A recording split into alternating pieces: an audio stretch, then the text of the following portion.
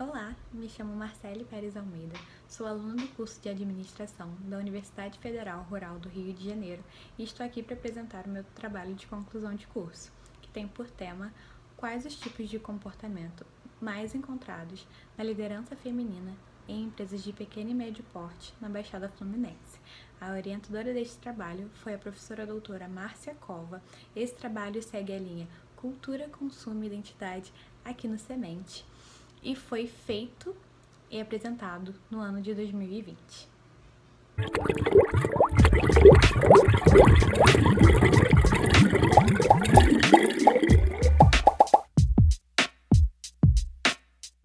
Bom, o intuito desse trabalho é realmente pesquisar, identificar e caracterizar o comportamento que é encontrado em mulheres líderes em empresas aqui da Baixada Fluminense. Para isso, eu tive os seguintes objetivos. O objetivo final foi identificar os tipos de comportamentos mais frequentes encontrados na liderança feminina em organizações privadas de pequeno e médio porte na Baixada Fluminense. E os objetivos intermediários foram pesquisar organizações privadas que possuem mulheres líderes na Baixada Fluminense, caracterizar os comportamentos da liderança dentro das organizações privadas, analisar os impactos no comportamento das equipes lideradas nas organizações estudadas e identificar os desafios das mulheres líderes no ambiente de trabalho. E a partir dos objetivos, tanto o principal quanto os intermediários, eu tracei qual seria o meu referencial teórico e eu dividi em 4 partes: liderança organizacional, liderança feminina, liderança em pequenas e médias empresas e a teoria da método caminho, que foi a teoria usada neste trabalho para caracterizar o comportamento das mulheres líderes.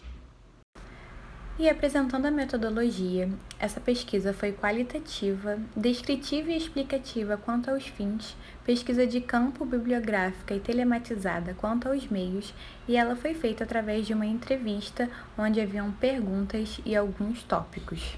E seguindo na metodologia, o meu objetivo foi entrevistar mulheres líderes que trabalhassem em empresas que fossem de pequeno ou médio porte e que estivessem localizadas na Baixada Fluminense. No total, eu entrevistei 10 mulheres, porém, apenas considerei 9 entrevistas, porque uma precisou de ser descartada. Ela não fazia parte totalmente dos requisitos que eu precisava. Todas as entrevistas foram feitas através do Zoom, pela internet, devido ao momento da pandemia. E agora, já em relação às análises dos dados coletados, a primeira análise foi em relação às características das líderes. Todas elas disseram ser responsáveis, pacientes e comunicativas. E essas 3 características são essenciais para um líder. Relacionada à comunicação, a comunicação clara e objetiva são o foco delas dentro da empresa. Elas conseguem perceber que a comunicação ela é uma chave, um grande fator, um importantíssimo fator para que as coisas possam ocorrer da maneira necessária e da maneira correta. Uma segunda análise também que a gente pode fazer é relacionada à relação das mulheres com a sua equipe. Todas elas apresentavam uma boa relação com a equipe, tanto profissional quanto de amizade. No ambiente da pequena empresa é muito comum que as pessoas acabem se aproximando mais, pois normalmente a pequena empresa ela tem aquela sala onde todo mundo está junto, ou então o mesmo local de almoço. Então eles acabam se aproximando não apenas no vínculo para trabalho, num vínculo profissional, eles também acabam se tornando amigos.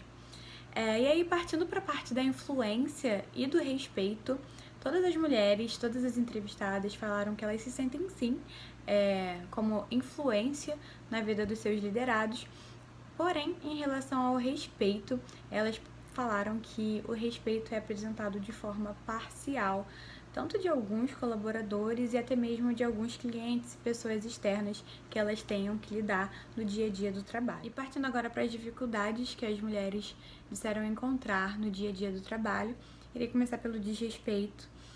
Muitas delas falaram que esse desrespeito vem de colaboradores ou pessoas externas. Normalmente são homens com uma idade superior a delas e que em alguns momentos eles não respeitam a decisão delas ou duvidam da decisão delas, duvidam que aquilo seja o melhor para a empresa e não tem confiança na decisão que ela está tomando e acaba gerando um momento muito desconfortável, onde elas precisam ser mais incisivas e precisam mostrar que aquela é a decisão, aquela é a ação que precisa ser tomada. Uma outra dificuldade também foi relacionado ao fator da idade, né? Muitas delas têm uma faixa etária de 20 a 30 anos, e aí em alguns momentos elas não conseguiam passar essa confiança, porque muitas pessoas achavam que elas eram muito novas para o cargo que elas possuíam.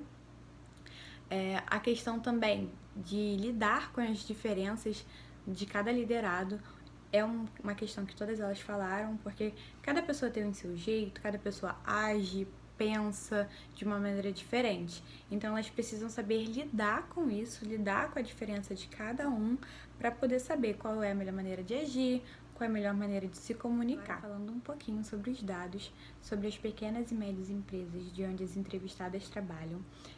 As empresas possuem número de colaboradores entre 8 a 40 pessoas. Grande parte das empresas são empresas familiares, onde o dono é o pai ou o cônjuge ou até mesmo algum outro parente da família. E elas também falaram sobre o impacto na comunidade ao redor. Muitas delas falaram que conseguem sim ver os benefícios que a empresa traz para a sociedade que mora por ali perto. Elas falaram em relação ao custo-benefício, que seus produtos ou seus serviços são produtos e serviços de boa qualidade e são por um preço acessível. Usando dados um pouco mais relacionados à liderança, a gente vai começar pela motivação. A motivação ela é essencial para que o líder consiga fazer com que o seu liderado alcance o objetivo. E perguntando sobre quais eram os métodos de motivação que as líderes costumavam usar, muitas delas comentaram sobre o feedback, de falar como que o liderado tem se comportado, se ele está tendo bons resultados, várias coisas em relação a isso. Porém, também foi muito importante algo que elas pontuaram. Elas falaram que cada liderado, cada pessoa da equipe gosta de ser motivado de uma maneira diferente. Alguns preferem a parte da remuneração, outros gostam da questão do feedback, outros gostam de bônus ou folgas e coisas assim. E elas falaram que é preciso entender como cada liderado gosta de ser motivado. E aqui entra também aquela questão sobre lidar com pessoas diferentes, né?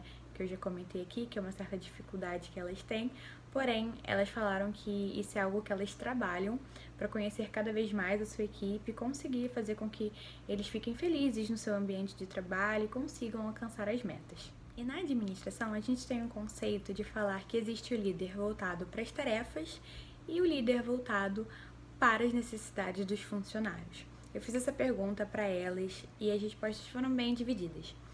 3 das 9 lideradas falaram que elas focam bastante em tarefas, outras 3 falaram que elas focam principalmente nas necessidades dos funcionários e outras 3 se mostraram flexíveis em relação a isso, falando que focam tanto na questão das tarefas, de que os liderados precisam alcançar as tarefas, mas elas também se importam com as necessidades do funcionário, se ele está bem, se ele pode fazer aquela tarefa, se ele tem condições físicas e psicológicas de fazer aquela tarefa.